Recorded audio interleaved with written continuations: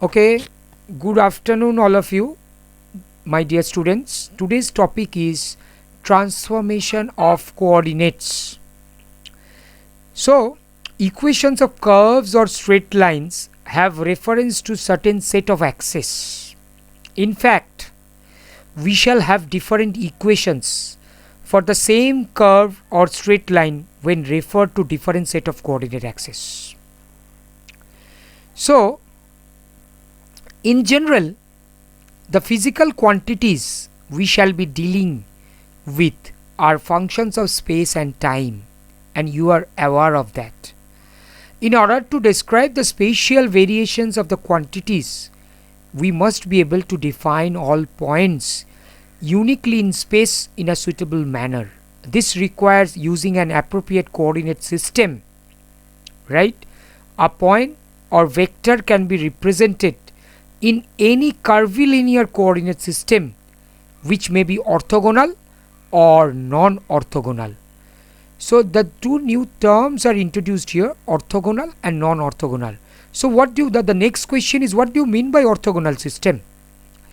A orthogonal system is one in which the coordinates are mutually perpendicular, right? Just like this, the coordinates are mutually perpendicular. This is a three-dimensional orthogonal coordinate system, x, y and z, right? So these are the mutually orthogonal coordinate system. What are the non-orthogonal system? Non-orthogonal systems are hard to work with and they are little or no practical use, but there are uses of that. Example of orthogonal coordinate system include Cartesian or rectangular. I am talking about mostly the orthogonal coordinate system. In circular cylinder, cylindrical, spherical coordinate system, elliptic cylindrical, parabolic cylindrical and conical. Okay, and there are so more, ellipsoidal, spheroidal, etc. So mainly we'll talk about the Cartesian orthogonal system. A considerable amount of work and time may be saved by choosing a coordinate system that best fits a given problem. A hard problem in one coordinate system may turn out to be easy in another system, right? That is why we need transformation. So let us now talk about the transformation. First, let us introduce the Cartesian rectangular coordinates. You can see that in rectangular coordinates, a point P is specified by x, y, z, where these values are all measured from the origin. So you can see that this is the point P. P is the coordinate.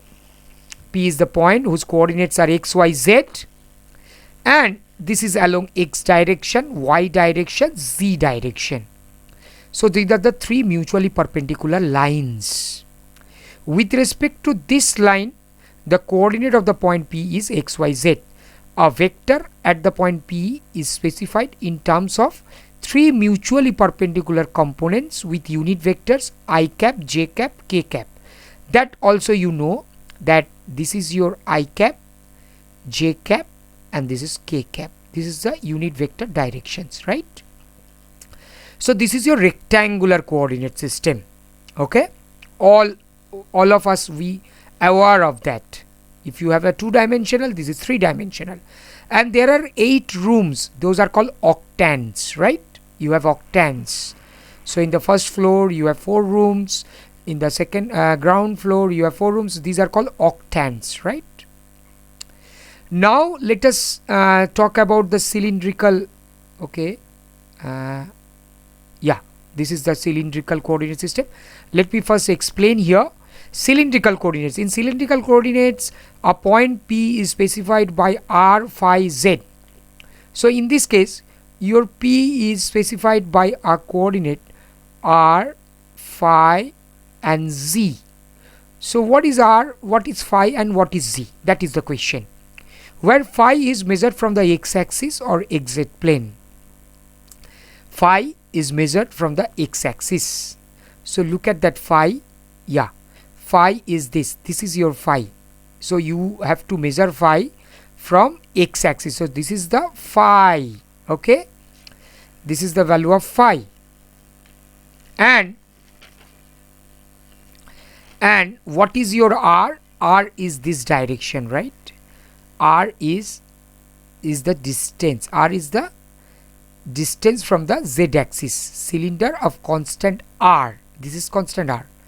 Okay, what is r? A vector at the point P is specified in terms of three mutually perpendicular components with unit vectors r perpendicular to the cylinder of radius r. Actually r is the radius of the cylinder, and phi cap perpendicular to the plane through the z axis at an angle phi. So we can get the position of phi. We can have r. R is the radius. That means r starts from 0 to infinity. It goes to 0 to infinity if it has a finite, 0 to a, and z axis, and z. What is z? Z cap perpendicular to the xy plane at distance z. So look at that, the direction of z. This is your direction of z, right? This is your direction of z. So direction of z is parallel to z. So this is the direction, and z goes from minus infinity to infinity. Z actually the range of z is minus infinity to infinity, and range of r is 0 to some finite quantity or maybe infinite, and phi is from 0 to 2 pi, because it can be 360 degree, right, maximum. So it starts from x-axis and it will revolve like this. So this gives you the cylindrical coordinates. So that means there is some cylinder. So let me show you one beautiful example on that. Let me give you, yeah, you can see that this is the animation. It's a cylindrical coordinates. It's just revolving and you will get a cylinder like that. So it's revolving, the whichever is revolving, it's a phi, and the blue plane is the z plane. The blue plane is the z plane. So z plane is from minus infinity to infinity, right? And the axis, actually r is the radius of the cylinder. It's also increasing, right? So this is how we can check it. Okay, so let's come to the presentation now. Then we have a spherical coordinates, right? Spherical coordinates means there is some sphere. In spherical coordinates, a point P is specified by r, theta, phi. So you know r is the radius of the cylinder. In this case, r is the radius of the sphere. Theta, what is theta? Theta is measured from the z-axis. Theta is measured from the z-axis, and phi is the same thing in the cylindrical coordinate. Phi is measured from the x-axis, xz plane, right? So phi is the same concept as you have in cylindrical coordinates, but you have theta in, so it's in addition you have a theta. With z-axis up, theta is sometimes called the zenith angle and phi azimuth angle, right? Zenith angle, azimuth angle. So a vector at a point P is specified in terms of three mutually perpendicular components as before, with unit vectors r cap perpendicular to the sphere of radius r, theta cap perpendicular to the cone of angle phi, and phi cap perpendicular to the plane through the z axis at an angle phi. So let's have a let's check the diagram. So a picture worth 1,000 words. So your picture will be after observing the picture, all the things will be clear to you. So this is your phi. It's measured from the x-axis 0 to 2 pi, and look at the theta. Theta is measured from the z-axis, so theta is 0 to pi, and r is the radius of the sphere. So r is again 0 to some finite quantity or maybe infinite. Okay, so this is your spherical coordinates. Now let us talk about transformation of coordinates. So already we have talked about three major classification of coordinate system. So we talked about the rectangular Cartesian coordinate system, we talked about the cylindrical coordinate system, we talked about the spherical coordinate system. All the things are needed according to your requirement, right? But mostly we'll use the Cartesian coordinate system. So if you are dealing with the physical problem, spherical, then it's the spherical coordinates. Cylindrical coordinates is required. So now we shall establish formulas corresponding to change of rectangular Cartesian coordinate system of the following times. When the origin is changed but the directions of the axis and the scale are not changed. That may be the case. So there will be three types of cases: when the origin is changed but the direction of the axis and the scale are not changed; when both the axes are turned in the same sense through the same angle but the origin and the scale are not changed, number 2. And number 3, when the change of coordinate system consists of combination of change of time 1 and type 2 taken in either order. Okay, so you have a change of origin and change of angle also, axis, translation, as well as you have a rotation. So that is the case maybe. Okay, so this first type is called the translation, second type is called the rotation, and the third type, translation followed by a rotation, that is called the rigid motion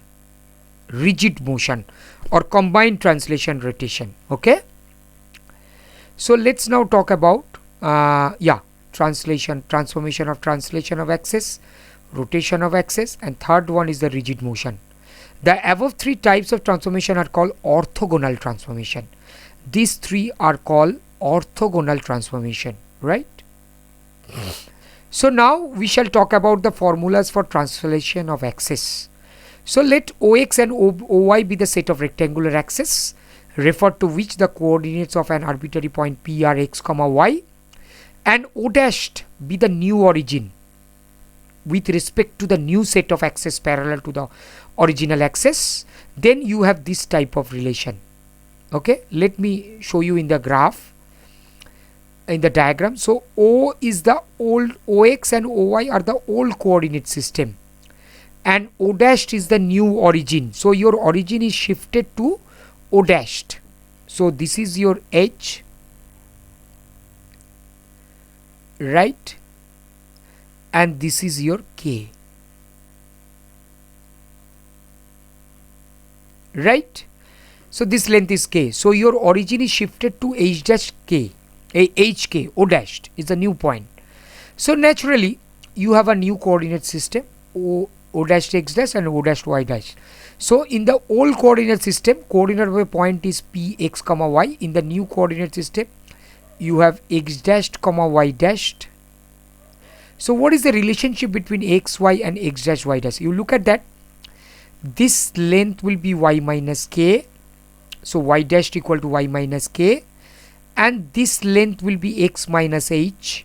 So X dashed will be X minus H in the new coordinate system. That how your relation is. X dashed equal to X minus H. Y dashed equal to Y minus K. So that is X equal to X plus H. X equal to X dash plus H. And Y equal to Y dash plus K. So this is the relationship between old coordinate system and the new coordinate system. This is called translation of axis, right? So your axes are not rotated, but it's the origin is shifted to some new position. You can write beautifully in terms of matrix representation. So look at that. This is your column matrix XY, and if you write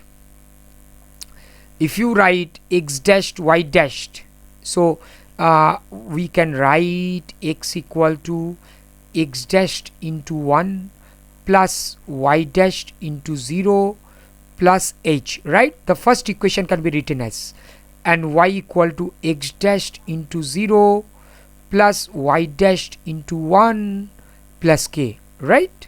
So you see that the coefficients of X dash, Y dash is 1 0 and 0 1.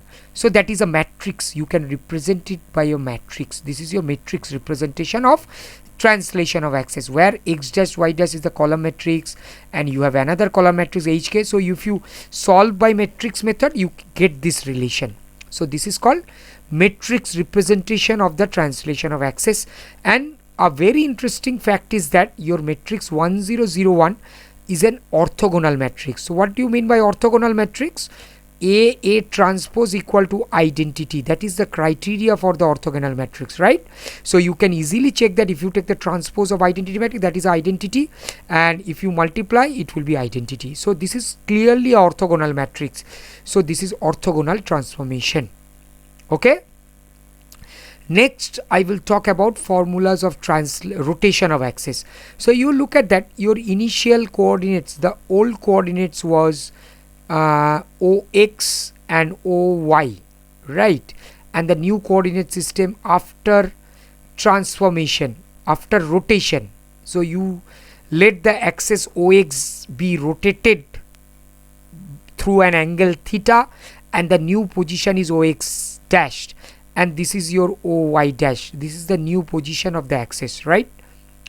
So if you new position is OX dashed and OY dashed, and let P be the coordinates of P be in the new old coordinate system, it is XY, and then in the new coordinates X dashed Y dashed, X prime Y prime. So we have to relate X prime Y prime with XY, right? So let's have a very clear image of that. So this is your P. So let us draw perpendicular from P to OX, that is your PB is the perpendicular, and PD is a perpendicular, drawn perpendicular on OX prime. Similarly from P you have to draw two perpendiculars on OY prime and OY, that is PC and PA, right? So this is the complete thing. And if you join FD, the point of intersection with F, this is your FD and DE, okay? So let us now explain. So if this angle is theta, if this angle of rotation is theta, this angle is also theta, right? Everybody, you can check that very easily. This angle is also theta and this angle is also theta. You can check that by geometry. These angles are theta. So now relate x equal to OB, right? You check that this is your OB. OB is your x in the diagram, because this is your old coordinate system according to, because P's coordinate is xy. So this is your x and this PBB is y. So x equal to OB, and OB you can write OE minus BE. You look at that, you can write OE minus BE, right? And BE is nothing but your DF, okay? And OE is, what is your OE? You check that your OE is x dashed cos theta, right? Your OE is x dashed cos theta because this length is x dashed, right? Your OD is x dashed cos theta, okay? Because this angle is theta, so your OE is x dash cos theta. And similarly you can get DF. Your DF is y dash sin theta from that diagram, okay? Because this angle is theta, so it is y dash cosine theta. Similarly we can write y equal to x dash sin theta plus y dash cos theta. So therefore you have a relationship between an old coordinate and the new coordinate. So your old coordinates is xy and the new coordinate system is x prime y prime. X prime cos theta minus y prime sin theta, x prime sin theta plus y prime cos theta. So it's a very beautiful geometrical proof. You can check that and you can get the result from this diagram. So this is your transformation formula, rotation. It's a rotation, transformation of rotation, right?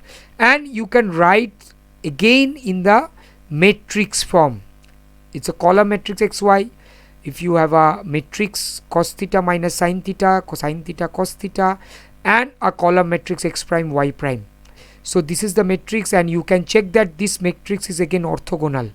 So A transpose equal to identity, that is for orthogonal testing. So this is your rotation formula, and the previous one is the translation formula, okay? Now we shall talk about, if you take the combination of translation and rotation of axis, that is if you have suppose this kind of thing and your axis will be like this, it's rotated and translated, right? So your new thing is P, so your coordinate will be rotation plus translation. This is the formula, rotation plus translation. So you can write this as, you can write x equal to x prime P minus y prime q. For simplicity you can write this, and y equal to x prime q plus y prime p plus k, provided that p square plus q square is 1. If you don't want to write sin theta cos theta, this is the case, and provided that p square plus q square is equal to 1. So this is your rigid transformation or rigid motion, you can say. Okay, translation and rotation combination of, this is your 3 types of transformation of axis. And why this is required, already I told you. Maybe in some coordinate system it is difficult to calculate the result, but if you transform the coordinate it will be very easy to get the result. So there are some results for you. Invariance in orthogonal transformation, let me describe, and this is the last portion of my talk today. So what do you mean by invariance? Invariance, it's a very important concept. Relations connecting the coefficients of an expression or some other quantity which remain unchanged under an orthogonal transformation are called invariance under the orthogonal transformation. That means there is no change of that quantity, it remains invariant. So if you take the transformation, it will remain same. So that those quantities are called invariance in orthogonal transformation. So we are talking about orthogonal transformation, that is why. So first let me state the theorem. The distance between 2 points P and Q, x1 y1 x2 y2, and after transformation, orthogonal transformation, their new coordinates as x1 prime, y1 prime, x2 prime, y2 prime, their distances remain same. So this is an invariant quantity, distance between 2 points. So in an orthogonal transformation system, coordinates of 2 points are given by this in the old coordinate system and the new coordinate system. So we can prove that by using the transformation rule or formulae, that the distances remain invariant. Next, the area of a triangle, theorem 2, the area of a triangle remains invariant under rigid motion.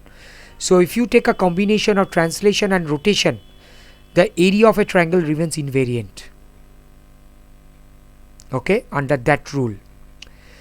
And number 3, if by a transformation of rotation of coordinate axis, the expression ax square plus 2hxy plus by square is changed into ax prime square 2h prime x prime y prime by square prime. So change to this, then you have this additional condition, a prime plus b prime equal to a plus b, and a prime b prime minus h prime square equal to ab minus h square. So this is very important result. You can verify that very easily, you can verify these properties. So these are the result, important results on invariance. There are a lot of results. This is a general second degree homogeneous equation. You have a different results for homogeneous second degree second order general equation of second degree equations. So we can prove that in our class also. So that's all for today. This is I was talking about in this session about some transformations, the basic transformation rules, different types of orthogonal coordinate system, spherical, cylindrical, Cartesian, and different types of transformation, rotation, translation, and combination of translation and rotation. So I hope this lecture is helpful to you. Please follow my next videos in my channel. Okay, that's all for today.